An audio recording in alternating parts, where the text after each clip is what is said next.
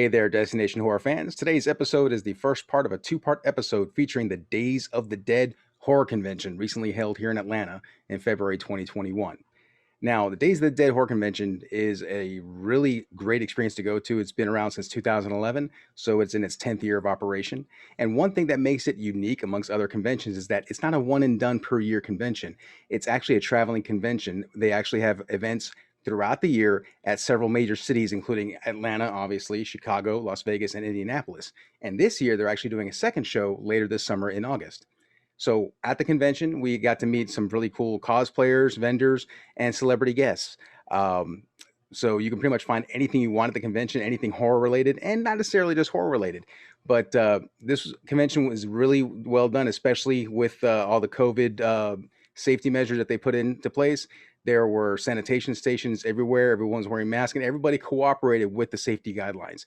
Um, Especially for the city of Atlanta, this is actually one of the first, if not the first, convention to actually happen since the pandemic shut everything down almost a year ago now. So take a look. This first part is some of the vendors and cosplayers that we met. Take a quick look and enjoy.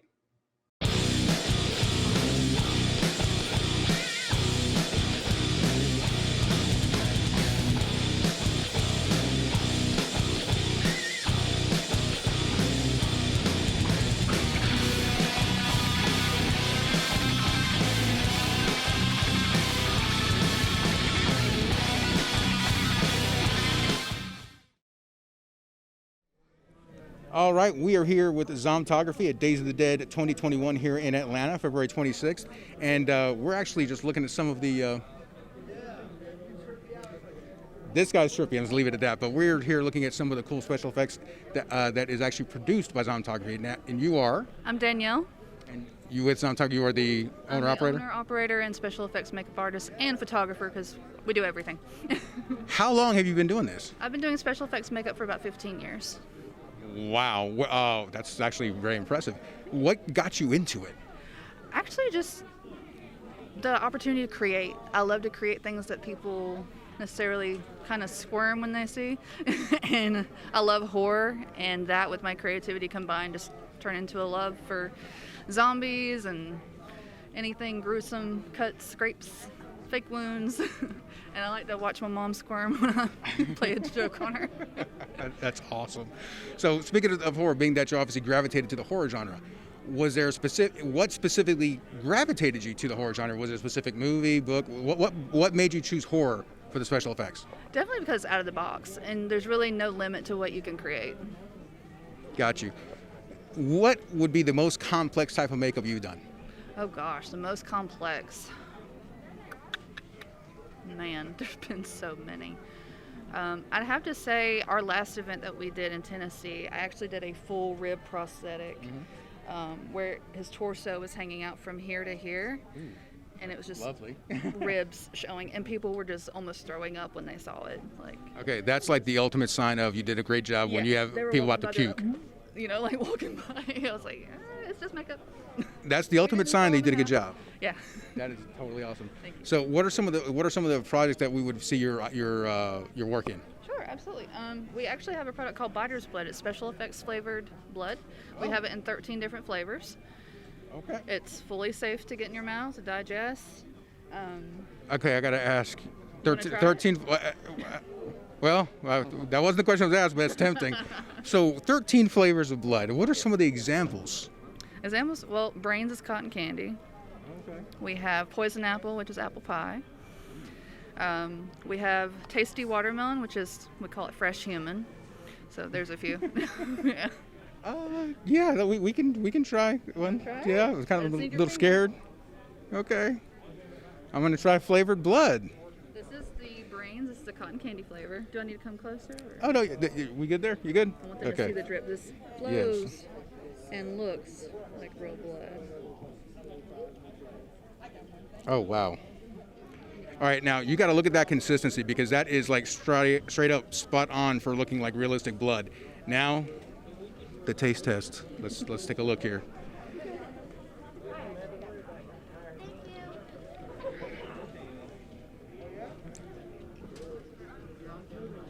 Okay, you should market that as candy. Yeah. That, I mean, it's straight up, it tastes like cotton candy. I could definitely see actors and performers appreciating the fact that it's not, just the nasty, bland It's stuff. funny you say that because I actually have a picture from Cooper Andrews. Oh, okay. After I gave him a bottle of it. Okay. He had the apple pie one. So he tried the apple pie one. Yes, Okay. And he said, "You can bust my mouth open any day." That's awesome. Picture that he gave me.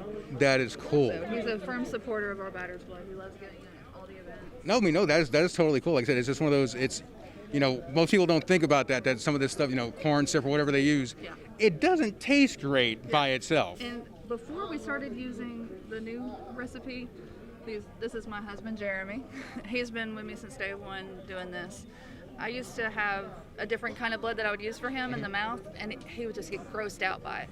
So I went in the kitchen one day. I was like, let me see what I can do. Let me see if I can figure out something. And I mixed some stuff together, and he's like, oh my gosh, this is like amazing. We need to keep this. So I just kept creating and expanding and experimenting, and 13's a good number. yeah, I like that. 13 is always a good number. So you were patient zero. His name is Too Tall. Yeah, I was the test dummy. See, like I said, he could be like the nicest guy, but just when he starts that stare, it really like I'm just wanting to step away. And he's 7 feet tall. So he's Yeah. pretty intimidating. I'm just for reference, I'm 5'10". On a good day, I'm 5'11" when my fro's out. But yeah, he's intimidating. But We enjoy what we do. We love it. no, it's awesome. So, how can people get in contact with you as far as like if they want to see about purchasing goods and whatnot? You can actually contact me directly through the Facebook page. It's facebook.com/zombiephoto. There's only one Zomtography. You're not going to find anybody else. Awesome. Well, thank you so much for giving us the time to speak with us today. Like I said, I hope you guys have a good time. We're going to continue on, but definitely check out our Facebook page. This stuff is legit. Like I said, I'm not going to lie. I would actually order it just for candy. Oh, and they do for, okay, cool. No, that's cool. We actually dress you up like a walker from The Walking Dead. My studio's in Sonoya, Georgia, in the Walking Dead Harrelson gift shop. And we take you to the filming locations and we give you a full photo shoot as a walker. That is actually pretty freaking cool. We may have to actually do an episode. We're actually in your neck of the woods. We actually come out of Fayetteville. I'll dress you up like a zombie. So when we go out. we may have to actually have to do an episode for that. That's cool. That is good to know. Well, thank you so much again for your time. You guys look awesome behind me. Thank you. I'm not sure I want to stand with him behind me, so I'm just gonna stand over here. But you can have.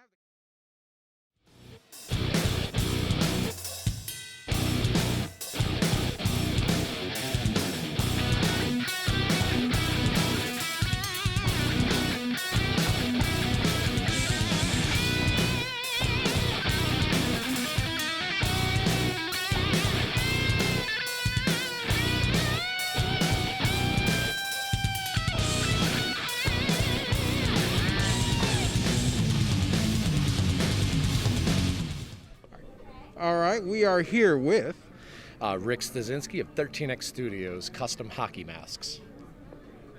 hockey masks. So I was going to ask this question because I see some really cool variants. In total, how many variant masks have you made? I mean, I've been in business for 4 years and I've made over 40,000 masks. I'm going to say about 20,000 different styles. Oh my God. So yeah. And I guess on some of these masks, or let me put this question, what mask has taken you the least amount of time versus what mask has given you taken the most amount of time to create? I have two style masks. I do all my Jason stuff, and then I do pop culture, horror, music. I do everything. So the painted masks take a lot longer than the Jason stuff, but I could take a simple like a Roy mask, and it's very simple, next to a Roy mask where I put more weathering in it. But I've got, after 4 years, I'm in 9 retail stores, and they put in big orders, so I know how to hammer it out now. So. No, that is awesome. And I mean, these are, and like I said, you will find a Jason for every season here. Nintendo Jason, original NES. Final chapter Jason, or is this part 3 before Part it gets eight, the part part eight. 8? Okay, so this is part 8. Jason Takes Manhattan. Yeah. I mean, and there's so many really cool variants. Yeah. Yeah. You see, I mean, these are like I beautiful. just came from a convention last weekend, and I didn't go back home. I'm from St. Augustine, Florida, and I didn't go back home. So, basically, this is all I have. Like usually, every show I bring about 300 masks, but when you're doing 2 shows, I have so much room in my car, so I'm very, very empty right now. So. Wow, Yeah. that is crazy. So outside of for retail, do you also do anything as far as for like cinematic or anything for like the studios, consider it with special effects like this or with No, things like nothing. this? I'm just doing so basically my background. I pretty much growing up, I played poker for a living. I DJ'd and I was in a bar business for a long time. And then just 4 years ago, I remember telling my wife, I was like, I want to do something with horror. I always loved horror. And then I said I'm going to make Jason masks. And randomly I made a couple Jason masks, and then I put like a Freddy on the Jason mask, and then I started. I have so many styles of masks, and I know there's so many good mask makers out there that do the authentic ones. Like, I didn't want to go that route. I wanted to make it cheaper and affordable, and you could buy a couple for the same price. But I also do all the I just have a little notebook, and if I see something, I'm like, I want to do that. I want to do that. I want to do that. And I have some really random ones I've made, and it's it's just I kind of differ from everyone else, which I like that. So. Oh no, that's totally cool. And like I said, you're going to be seeing some stuff because some of the things we've seen here, we've seen Hulk Hogan Jason mask, we've seen Captain Spaulding Jason mask. I mean, like literally, there's a shade of any kind of Jason you could imagine. I see you looking at him. Yeah, exactly. So we're gonna exactly, yeah. So we got your if you ask my favorite mask. That's awesome, My Captain favorite. Spaulding. I'm a diehard Sid. I actually even gave Sid $5 every mask I sold because he used to charge like $10, and I'm like, he said, no, I don't want your money. I'm like, no, I want to do it, and he did. That's cool. Cut him out, and he's a big piece of my life. No, and that one just looks awesome. So with that being said, do you also do customs, like for people? Can people order customs? How I really broke into business, really, my Instagram following went from a couple hundred to over 30,000.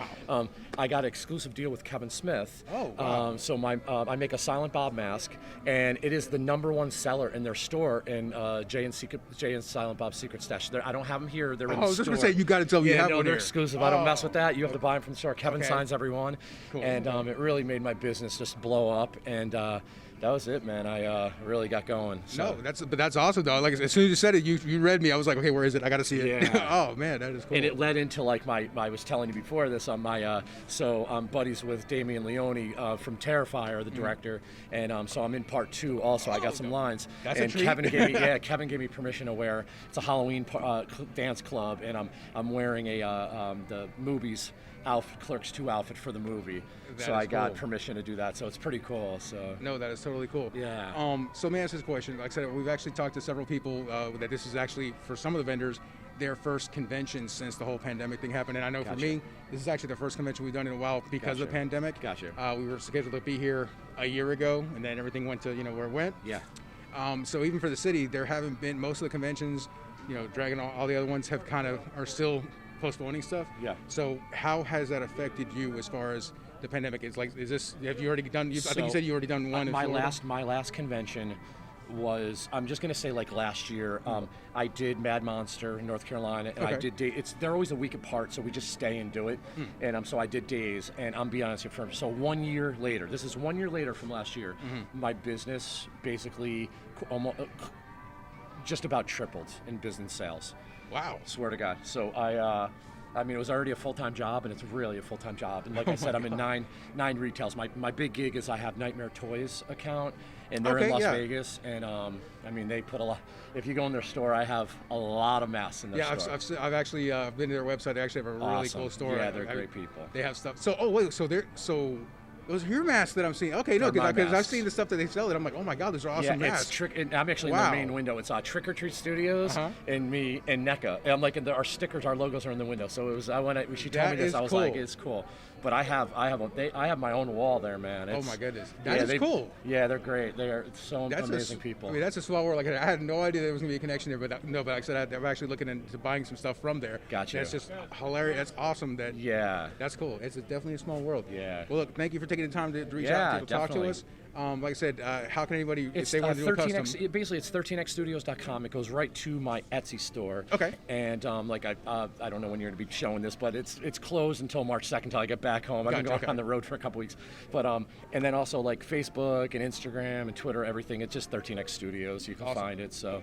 But I'm always finding new things to do, and I'm trying to stay positive and aggressive. I don't write anything negative or anything. I'm just trying to inspire people, and I think I've done a pretty good job in 4 years. What I've accomplished, not many people have. So I take pride in that. So it's pretty cool. No, and like I said, even looking at it, obviously you guys are here, but just touching it, feeling it. This is a legit quality material. check it out, 13X Studios, Facebook, all Instagram, directly at the website. This is legit stuff, and it's Look awesome. for the Academy Awards for next year for Terrifier 2. I might get an Oscar. Or I might get a Razzie, which is the worst acting award. So either or, I'd be happy with. Look, we got him first. Yes, Okay? yes. Destination Horror was here first, so Yes. we lay claim. Yes. Thanks again. I appreciate it, man. Thank you very Awesome. much. I appreciate it, guys. Definitely. All right.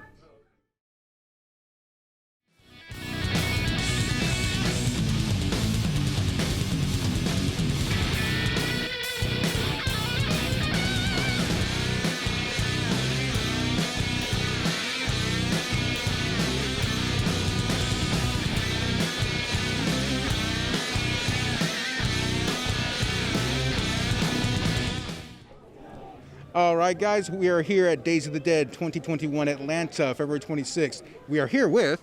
Under the Slab, Bill and Lori McConnell. Hey. This is our company. We started actually after working with you at the Atlanta Zombie Apocalypse and our love for horror. I decided to cut gemstones, and you know, jewelry's jewelry. A lot of people make stuff it all looks like. I'm like, what the hell? My love for horror. Let's see what we can do with it. So I started cutting stones and coffins that really no one else does. We do the stone horns that few people do, and we travel these cons and, you know, try to give someone, you know, give people something different. You know, we've had a good time doing it, man. There's a lot of things going on, you know, different shows, different cities, and it's, you know, an interesting life, man. It's a little different, you know, it's kind of fun. And, you know, as you can see, it's just not your traditional stuff. So it tends to work for these shows. No, these are beautiful pieces. So when you guys did get into it, what was actually like the first piece? Well, two questions. One, what was the first piece you guys did? And two, what was the most complex one that you did? The most complex, I'll start with that, are these coffins. They're, you know, they're faceted. They might not look like that, but there's a lot of detail into them. And I do it by hand.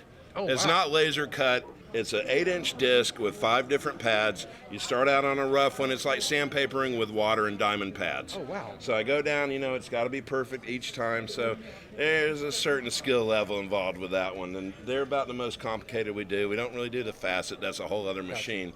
The first things we did, we started out by mining rubies in North Carolina. Go up there, and my buddy, he was an old Vietnam pilot, and he come over and drink with me and stuff and talk about the war or whatever, and he's like, why haven't you cut any stones? I'm like, man, that's expensive equipment. He comes over the next night, has a couple of $1,000s, throws them on the table. He goes buy your equipment. I'm like, okay. He goes, you got a year to pay me off. And he knew my back went out. I was doing construction, building studios for rappers and whatnot. And, you know, when your back goes out, you're done with that kind of work. Oh, yeah. So we kind of started it up and, you know, had a more traditional line and tried to show and just looked at our stuff and like, this is like everyone else's. Let's, you know, start doing something different. But the first things I cut were rubies that are from North Carolina.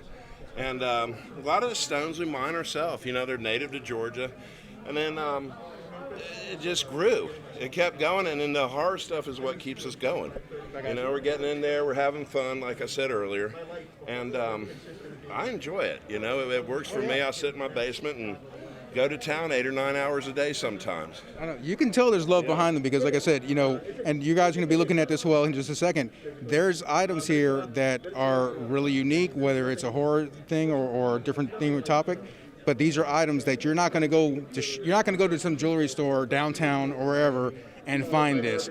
This is quality done work. This is work that's been put. That heart has been put into. I mean, looking at it, you can tell that there's a lot of hard work and love put in behind each piece, and they are unique. That's the beauty of it. This is not, like you said, you can look and see this is not what you find every day. Yeah, so this is really cool. The first things we started out were these little bullets. I went shooting one day and like made in the casing. Then when we worked at DayZA, I engraved them with the Atlanta Zombie Apocalypse, these like that. That is cool. And you remember that, you know, yeah, Johnny and Shane were like, go sell it, Most and people were definitely, buying it, you know, and I'm like, okay, you know, maybe we can make That's a cool. living doing this stuff. Exactly, definitely. And the thing about it is, you know, people got jobs. You have jobs. I've been there, whatever. I'm kind of semi-retired. I'm like, I want to do something I love. I want to do something that's fun, and, you know, you can't ask for better than this. No, most And it's a definitely. great show so far, you know, coming out of the COVID and these hard times that we're having. You know, it's good to see people out, everyone wearing their mask. I'm not wearing one because I'm doing this interview. Otherwise, it's on. I promise they had it on beforehand. Yeah, we got mask on. But, you know, it's good to see people getting out. And there's so many different vendors. And if you want something, you can probably find it here. From action figure to whatever, if it's horror related. Some of it's, you know, toy related. It's a good time. There's Frankenhooker up there and a whole bunch of other celebrities. So, you know, why not? No, definitely, It's a good time, man. It's a good way to kind of break the ice on getting out and starting shows. And lastly, what would you say was the most favorite piece? Like, what piece did you guys make that really, like, you almost didn't even want to sell it? It was really resonated with you. Yeah, there's. Oh, okay, cool. There we go. There's pieces like Lori's horns that she has on, right? Okay. Those we only do. Elvira's has them and stuff. Oh, cool. I actually Wow. made her a pair of horns out of sapphire that I mined. So yeah, Wow. we don't touch that. You can't buy that. You know, well, maybe I you got can you. if you got enough money. But Look, man, I saw the daggers come out when you said that. yeah. Well, speaking of daggers, we make those Oh, too. see, You know, we awesome. got your sacrificial needs covered here. Ooh. You know, they work. If my wife wasn't good with blades, I'd actually consider getting one, but she's you good know, with blades. We had a girl one time, she stuck one in the table. And it stuck. I'm like, oh, wow. She's like, it works, yeah. And she bought it from me, and maybe I shouldn't be telling this, but her friends come up and go, did you sell a knife to a girl? I'm like, yeah, and well, she found her boyfriend in the hotel room with another girl. I'm like, not my problem, man. You know, it's a prop. It's not for cutting, but if you needed it to. No, the scary part in that is that she, not just that she slammed it in the table, it's the comment of, it works. Yeah. Yeah, it was very serious. Yeah. Wow. Yeah, so I'm just like a disclaimer there, you know. Oh, wow, You know, goodness. they're props, but we have fun with it, man. We enjoy it. That is awesome. So, outside of conventions, where can people obtain your items? Okay, like I said, we're under the slab, and we do have an Etsy shop we're working on. Okay. But, you know, look us up on Facebook. Also, we're McShawn's Gem Works. That's our more traditional jewelry. Under the slab, like us on Facebook. You see something you like, get in touch with us, man. PM me, contact me. And we're Instagram also under the slab.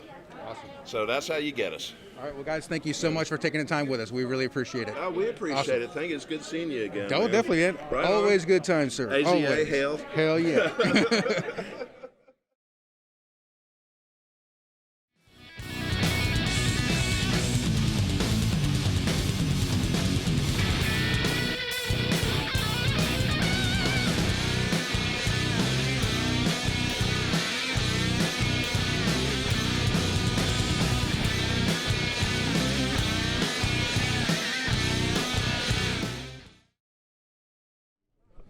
All right, guys, we are here with Bob the Artist at Days of the Dead 2021 here in Atlanta on a nice February 26th.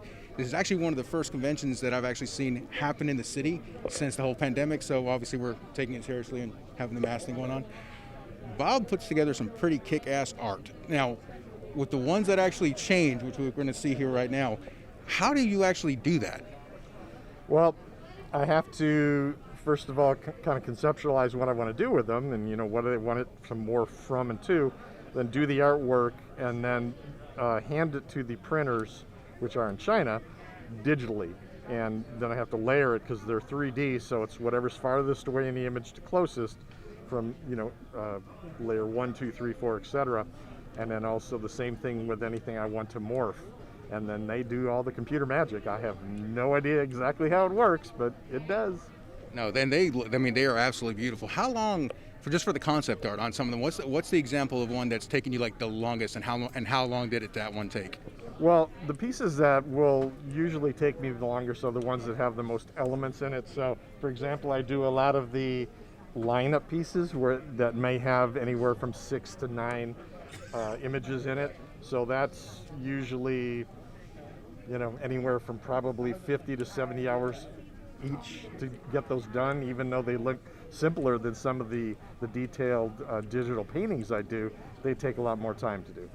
Wow, that's actually incredible. Wow, especially all that amount of time. Speaking of time, so how long have you been doing this now? I've been doing this kind of pop culture based fan art now since really 2011.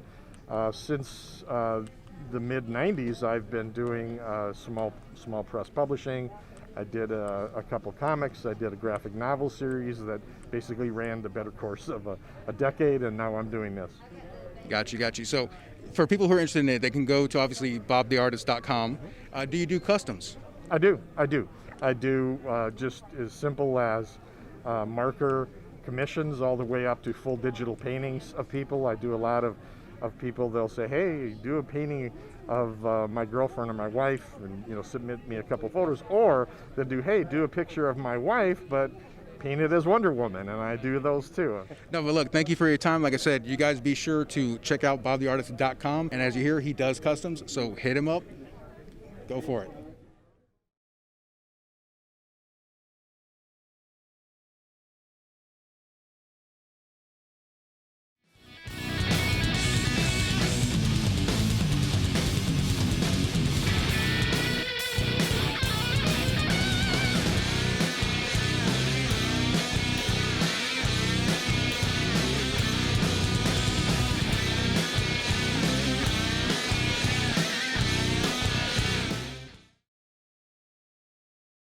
All right, we are here with Tony Evans, author of folk horror.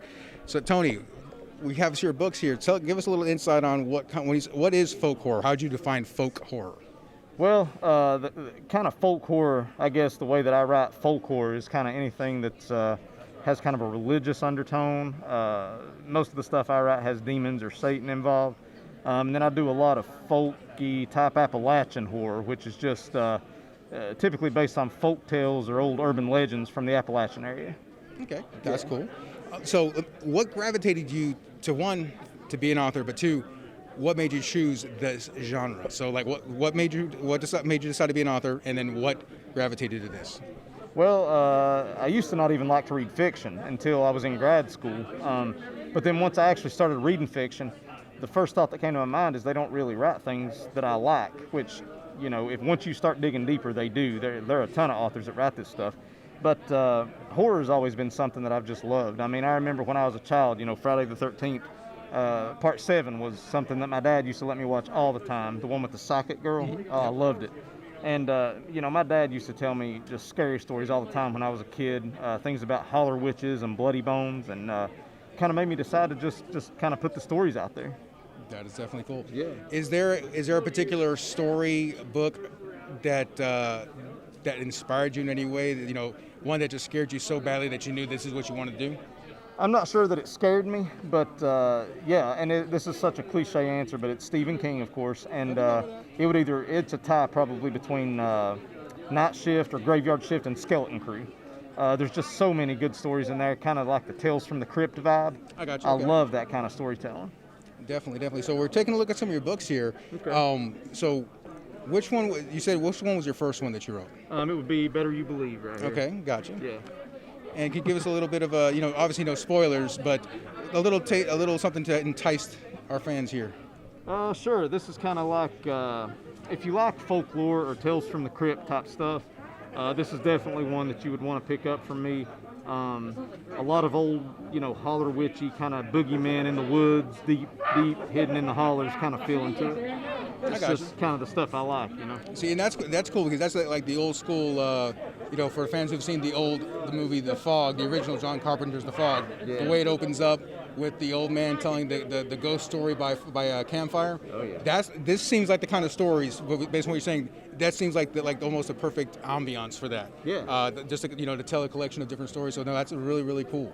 Well, look, thank you very much for giving time. We'll definitely make sure that we put up your information up here. These look really cool. We actually picked up this one just now for ourselves, so this one actually seems really interesting. So we're definitely going to check that out. So where can people get a hold of your writing? If you go to my website, TonyEvansHorror.com, you can contact me there and I can send signed copies. Okay. You can go to my Amazon author page. You can order anything you want from there. Or you can contact me at Tony Evans Horror on Instagram or Twitter. I'm pretty active on Instagram, and you can request copies there, and I can, hook you up. Awesome. Once again, thank you so much, sir. I greatly appreciate it. I appreciate it, brother. Thanks All right. a lot. Definitely. Yep.